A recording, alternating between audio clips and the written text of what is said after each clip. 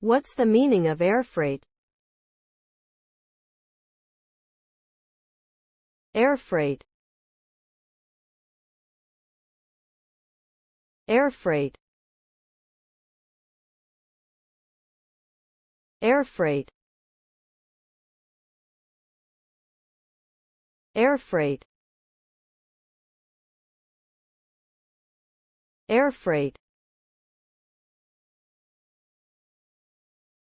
Airfreight refers to the transportation of goods by air through a commercial or cargo aircraft. As a mode of transport, airfreight offers a fast and efficient means of transportation for goods across the world. This mode of transport is typically used for high-value, time-sensitive or perishable goods that require quick delivery.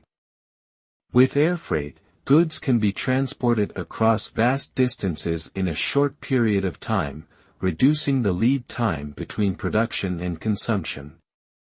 Although it is more expensive than other modes of transport, airfreight is an essential component of global trade and logistics networks.